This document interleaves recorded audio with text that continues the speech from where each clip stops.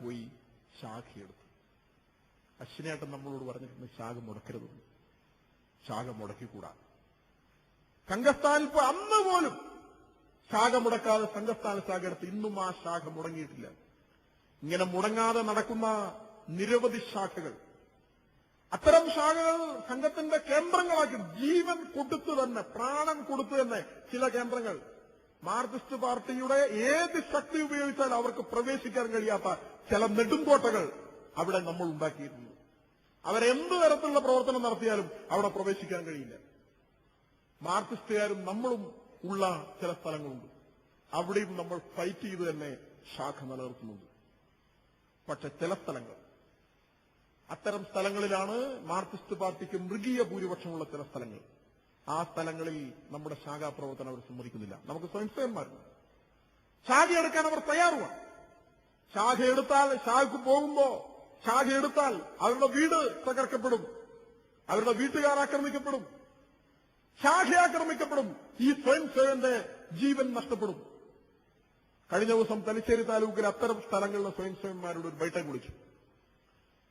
8-9 സ്ഥലത്തു നിന്ന് വന്നു. ഈ ഇപ്പൊ മരിച്ച ഈങ്ങേൽ പീഡിയ, കുട്ടിമാക്കൂൽ, അതുപോലെ ഈ പാറക്കെട്ട്, അതുപോലുള്ള സ്ഥലങ്ങളെന്നൊക്കെ. അവരോട് സംഘകാര്യകർത്താക്കൾ ചോദിച്ചു, നിങ്ങളെന്താ പറയുന്നത്? സംഘത്തിന്റെ ശാഖ അത്തരം സ്ഥലങ്ങൾ തുടങ്ങുക എന്ന് പറഞ്ഞാൽ നിങ്ങൾ മരണം വിലക്ക് വാങ്ങുന്നതിന് തുല്യമാണ്. എന്താ നിങ്ങളുടെ തീരുമാനം? ഒറ്റക്കെട്ടായി ആ സ്ഥലങ്ങളിൽ നിന്ന് വന്നവരെല്ലാം പറഞ്ഞത്, ഞങ്ങൾ മരിക്കാം, പക്ഷേ ഈ മാർക്സിസ്റ്റുകാരുടെ മുമ്പിൽ പേടിച്ചിട്ട് ശാഖാപ്രവർത്തനം നിർത്തിവെക്കാൻ തയ്യാറല്ല, ശാഖ തുടങ്ങണം. ഭയപ്പെട്ട് പിന്മാറാൻ അവർ തയ്യാറല്ല. വരിച്ച ആദർശത്തിൽ വിശ്വസിച്ചുകൊണ്ട് ഈ ജനാധിപത്യ വ്യവസ്ഥയ്ക്കുള്ളിൽ ഗവൺമെന്റും നിയമവ്യവസ്ഥയുമെല്ലാം അംഗീകരിക്കുന്ന സംഘടനാ സംവിധാനം നടത്താൻ, ശാഖ നടത്താൻ അവർക്ക് ആഗ്രഹമുണ്ട്. ഈ വിപരീതമായ ഒരു പരിതസ്ഥിതിയും അവരെ പിന്നോട്ടടിപ്പിക്കുന്നില്ല. അത്തരം സ്ഥലങ്ങളിലെല്ലാം നിശ്ചയദാർഢ്യമുള്ള ഈ സ്വയംസേവന്മാരുടെ ഇച്ഛാശക്തിക്ക് മുമ്പിൽ നമ്മുടെ സംഘപ്രവർത്തനം നടത്താൻ തന്നെ നമ്മൾ നിശ്ചയിച്ചിരിക്കുകയാണ്. നമ്മൾ ആ സമാധാന കമ്മിറ്റി യോഗത്തിലൊക്കെ നമ്മൾ വേറൊന്നും പറഞ്ഞിട്ടില്ല. നമ്മൾ ഒറ്റ കാര്യമേ പറഞ്ഞിട്ടുള്ളൂ, ഞങ്ങൾക്ക് സംഘടനാ പ്രവർത്തന സ്വാതന്ത്ര്യം വേണം. ഈ 55-60 ആളുകൾ മരിച്ചത് ഈ സംഘടന ഇവിടെ സ്ഥാപിക്കാൻ വേണ്ടിയാണ്. ഇന്നും അംഗവൈകല്യം വന്ന് ജീവിക്കുന്ന നൂറുകണക്കിന് ആളുകൾ, ഇന്നും ദുരിതമനുഭവിക്കുന്ന, സ്വന്തം വീട്ടിൽ പോകാൻ സാധിക്കാത്ത നൂറുകണക്കിന് ആളുകൾ, നിരവധി അമ്മമാരുടെ കണ്ണീര്, അവരുടെ വിഷമങ്ങൾ, പ്രയാസങ്ങൾ, ആ അമ്മമാരുടെയൊക്കെ വിഷമം ഓരോ സ്വയംസേവകയും എത്ര സംഘർഷത്തോടു കൂടിയാണ്. ഞാൻ വീട്ടിൽ ചെന്നു കഴിഞ്ഞാൽ എന്റെ അമ്മ ഞാൻ കിടന്നു കഴിഞ്ഞാൽ അവസാനം കിടക്കും. എന്റെ വീട്ടിന്റെ പുറത്തുള്ള ചെരുപ്പെടുത്ത് അകത്ത് വെക്കും. ഞാനൊരു സ്വയംസേവന്റെ വീട്ടിലെ കാര്യമല്ല പറയുന്നു, എല്ലാ സ്വയംസേവനും ചെരുപ്പ് പുറത്ത് കണ്ടാൽ ചിലപ്പോൾ ആളകത്തുണ്ടെന്ന് കയറി അകത്ത് കയറാനിരിക്കാൻ. ഒരു ചുള്ളിക്കം പടർന്നു വീണാൽ ഉടൻ ലൈറ്റിടും. അമ്മ ഉണർക്കും, ടോർച്ചെടുക്കും, നോക്കും. ഏത് സമയത്തും വീട്ടിൽ ഇരമ്പിക്കയറി തന്റെ മുന്നിൽ വെച്ച് മകൻ വെട്ടി നുറുക്കപ്പെടുമെന്ന ബോധം അമ്മക്കുണ്ട്. പക്ഷേ അമ്മ സംഘപ്രവർത്തനത്തിന് പോകരുതെന്ന് ഇതുവരെ പറഞ്ഞിട്ടില്ല.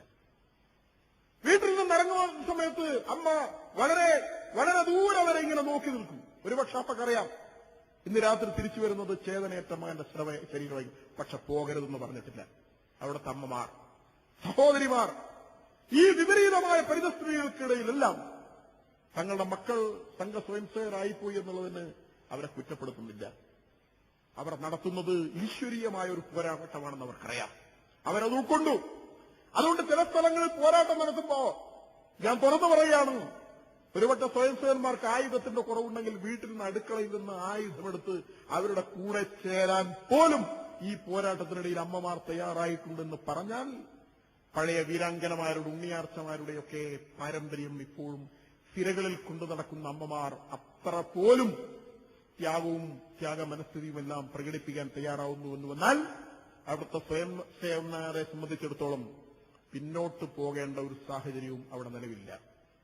ഞങ്ങൾക്ക് മറ്റുള്ള സ്ഥലങ്ങളിലുള്ള സ്വയംസേവന്മാരോട്, കണ്ണൂരിലെ സ്വയംസേവന്മാർക്ക് പറയാനുള്ളത്, അവിടെ പ്രാണൻ ത്യജിച്ചാണെങ്കിലും സംഘപ്രവർത്തനം മുന്നോട്ട് കൊണ്ടുപോകും. ഒരു സ്വയംസേവകനെങ്കിലും വലത് കൈ നെഞ്ചത്ത് വെച്ച് നമസ്തേ സദാവത്സലേ മാതൃഭൂമേ എന്ന് പാടാനുള്ളിടത്തോളം കാലം മാർക്സിസ്റ്റ് പാർട്ടിയുടെ ഏകാധിപത്യത്തിനെതിരെയുള്ള ചെറുത്തുനിൽപ്പ് അവിടെ തുടർന്നുകൊണ്ടേയിരിക്കും. അതുവരെ ഇത്രയും പ്രയാസങ്ങളും വിഷമങ്ങളും ഇല്ലാത്ത ഒരുപാട് സ്ഥലങ്ങളുണ്ട് സംഘപ്രവർത്തനം നടത്താൻ, ശാഖയെടുക്കാൻ. നമ്മുടെ സ്വയം സേവന്മാർ അലസരായിക്കൂടാ. ജീവൻ ത്യജിച്ചും സംഘപ്രവർത്തനം നടത്തുന്ന അവിടുത്തെ സ്വയം സേവന്മാർ, അവർക്ക് ആവേശം. നിങ്ങളിപ്പോൾ നിങ്ങളുടെ അധ്വാനത്തിന്റെ വിയർപ്പിന്റെ ഭാഗമായി അനുതാപത്തിന്റെയും ആർദ്രതയുടെയും അവിടുത്തെ സ്വയം സേവന്മാരുടെയും സംഘകുടുംബത്തിന്റെ അനുഭൂതിയുടെയും വികാരം നിങ്ങളൊരു നിധിയായി ഇവിടെ തന്നു. അത് അവരുടെ സ്വയം സേവന്മാർക്കും കുടുംബത്തിനും വേദനിക്കുന്നവർക്കും നിശ്ചയമായും അതൊരു സഹായമായിരിക്കും, ആശ്രയമായിരിക്കും. പക്ഷേ പിടഞ്ഞു വീണ അവിടുത്തെ സ്വയം സേവന്മാരുടെ ആത്മാവ് ആഹ്ലാദിക്കുക, അവിടുത്തെ സ്വയം സേവന്മാർ ആഹ്ലാദിക്കുക. കണ്ണൂരിലെ സ്വയം സേവന്മാരുടെ പോരാട്ടം യുദ്ധസമാനമായ കരുത്തുറ്റ പോരാട്ടം പ്രചോദനമായി. കേരളത്തിലെമ്പാടുമുള്ള സ്വയം സേവന്മാർ അവരുടെ സംഘപ്രവർത്തനത്തെ സചേതനവും സക്രിയവുമാക്കി എല്ലാ സ്ഥലങ്ങളിലേക്കും എതിരാളികൾ തീർത്ത നെടുങ്കോട്ടകളിലേക്ക് ഇരച്ചു കയറിയിട്ട് സംഘപ്രവർത്തനത്തെ വ്യാപകമാക്കുന്നു എന്ന കാര്യമാണ് അവിടുത്തെ സ്വയം സേവന്മാരെ ഏറ്റവും ആവേശഭരിതരാക്കുക. അതുകൊണ്ട് നമ്മുടെ പ്രദേശങ്ങളിൽ സംഘത്തിന്റെ പ്രവർത്തനം വ്യാപകമാക്കാൻ എല്ലാ തരത്തിലുള്ള മുതിർന്ന അനുഭാവികളെ ഉൾപ്പെടെ പുതിയ സ്വയം സേവന്മാരെ ഉൾപ്പെടെ ചേർത്തുകൊണ്ട് നടത്തുന്ന ഈ പോരാട്ടത്തെ വിശദീകരിച്ചുകൊണ്ട് നമ്മുടെ മഹത്തായ പ്രസ്ഥാനത്തിന്റെ പ്രവർത്തനത്തെ ശക്തിപ്പെടുത്താൻ ഈ അവസരത്തെ ഉപയോഗപ്പെടുത്തണം എന്നാണ് വിനയപൂർവ്വം നിങ്ങളോട് പറയാനുള്ളത്. അവിടുത്തെ സ്വയം സേവന്മാർ നടത്തുന്ന പോരാട്ടം ആദർശത്തിന്റെ സ്ഥാപനത്തിനു വേണ്ടിയുള്ള പോരാട്ടമാണ്. ഞാനന്ന് നേരത്തെ പറഞ്ഞതുപോലെ പത്രസമ്മേളനത്തിൽ പറഞ്ഞ കാര്യം അത് ഞാനൊരു വെളിപാട് പോലെ പറഞ്ഞതല്ല.